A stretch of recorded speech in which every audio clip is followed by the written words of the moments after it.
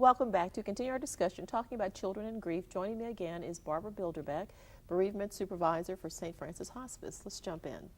Now, I promised at the end of the last segment that when I came back, I wanted to ask you, as kids are clarifying or explaining what their drawings are all about, what should our reaction be? Well, certainly not alarm or, my goodness, how can you draw such a thing? The child is really sharing a very important personal part of them with you. So their work needs to be respected for what it is. It might not be your own feelings, but it's the child's feelings. Sometimes the child just needs to know that what they're feeling is okay.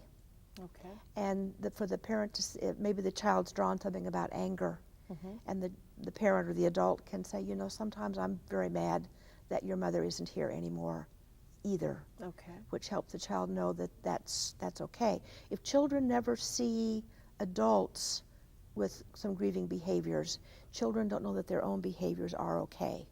If adults act very stoic, like nothing's happened, and the child wants to yell and kick and scream and cry, he or she's not sure that's okay when they don't see any adults doing that. Okay. Sometimes the child is sharing a question with you. Why did my sister have to die? Do we really know the answer? I mean, we could say cancer, but that's not really what they're asking a lot of times. Right. We can say, we don't understand it either. Okay, so it's okay to admit that you're struggling as well, which lets the child know that it's okay that they're struggling too. We're struggling together. Yes. Sometimes when we try and put answers into the situation too quickly, we stop necessary exploration and necessary growth and development for the child in that arena. Okay, before we get to our next picture, I do want to ask this in terms of this child was 7, as you mentioned. Yes. With 7-year-olds, what is their concept of death? I mean, something that we need to understand. Do they think so magically that they think the person, like a cartoon, is going to reappear in a few days, or that they've gone? I mean, what is their concept of death? We can only understand children's grief according to their developmental level. So we have some very broad age groupings that we use with that, but with any person you can not be quite there yet, or be more advanced. 7s have just begun to understand abstract thinking better, and beginning to understand that death happens to everyone. Not always so sure it happens to them yet. Some yes, some no. They know the person is gone and probably will not see them again. Still thinking, though, that the person could be almost alive somewhere else, still doing normal, everyday things. It's important that we, in teaching the children, that we use the real words, dead, really say dead, dying. When we start to use a euphemism like asleep, or they're gone away, it's not not really sleep. And then we set up possibility for night terrors and not wanting to go to sleep. If we say, well, we lost your sister today, well, let's go find her. Right. Yes, your Uncle Joe has gone away. Well, when is he coming back? Coming back, and the neighbors have gone away for 2 weeks on vacation. So yes, it is important, no matter what the developmental stage, that we do use the accurate terms with children. Okay, let's look at our next picture. Okay, this picture is by about a 6 or 7-year-old boy, and also we ask the children in this grief group at the time to draw for us what their grief was like. Okay. This child was in a motor vehicle accident with his sister. His sister died at the scene. He was pretty sure that she had died, by the way, because he could see her, or thought he could see her, but other people would not let him really see her then. And he wanted to, and he wasn't injured in the accident himself. He didn't have to be rushed away to a hospital, and no one would let him see his sister. And he said, when I think about that, he said, I'm very sad and I'm very mad, and he said, I cry all these tears because I wanted to see her, because I was in the accident with her. All of that coming from his face there on the side are his tears just going everywhere. Again, fills the paper. Everywhere. Fills the paper. Look at that. And it's very sad. Downturned mouth. So in this situation, because like you said, we're always trying to protect children, for him to actually have seen his sister, because he did verbalize he wanted to see her, could have been sort of a strengthening for him. Yes. Whereas now it's almost like I never got to see her. Yes. It's a loss, more of a loss. It was. Something for him was important about being with her at that time.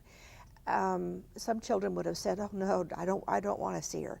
Usually, if children are given permission to do what they want to do with a dying person or a grieving situation, they know what they want to do. They know if they can come close, and that's helpful, or if they need to stay away. And when we respect that and give them time to tell us what they want to do, it's practically always the best for the child. And that's a good point you make, because we often don't ask the child, what would you like? Would you like to see whoever the person is or not? We just say they shouldn't see them. I mean, there are even people, because we do want to protect, who won't even have them go to the ceremony or the funeral, whatever their last moments of celebration of life, or whatever they do by their culture or belief system. We don't have the child even there, because we figure they can't handle it. They're better off not there. Yeah, you don't want to remember your grandmother this way. And that may not be what's best for that child. We need to ask them. Right. Okay. Okay. Let's look at our next picture. Okay. This other one is also, this child was just 6, and he also had 2 siblings that were killed in a motor vehicle accident. And I love how he's drawn his hair. Kids love to draw their hair. Get the hair up there. And here are his 2 younger siblings out here. And he was saying, we asked the kids about their grief during the week prior to when we came back together again. And he said, sometimes I start thinking about my brothers, and I start crying, he said. And I cry and cry and cry. And he said, I cry so much, eventually my tears make a river. So all of those are his tears, and you can see as the tears are coming down from his face there, they are getting smaller and smaller, which could mean expanding out to that river. Yes. But they're not over exactly where his siblings are. No, they're in that lower not. corner there, but they're not being taken over by the tears. Right, no, and that could have been a teaching point for him as we looked at this. But he couldn't have said to us, I cry so much I make a river. It was beyond his verbal ability to do that. But when he drew this, then he could tell us. Then he could and verbalize then when your shoes are off, you realize the size of that children's grief. Because at 6, they're out riding their bikes, they're climbing trees, they're playing computer games, they're doing everything like that, and we think, oh, they're not grieving, they're so resilient. He cried for a minute, then it's all over. Remember, children cannot hold on to strong feelings for a long time. They don't know yet they're not going to last forever. So they're very good at self-distracting, which for them is play, which looks to us like they're not grieving. Excellent point, but they are, and they may come back to more intense times, but then they go back to back and forth. Back and forth. Back and forth. So don't say, oh, they're over it, they're okay because they're playing. No. It's a whole different phenomenon. No, all the time. Okay. Yeah. Well, we're going to have to take another really quick break, and then we're going to come back and pick up on some other pictures and age groups. Okay, thank you. Please stay with us. We'll be right back.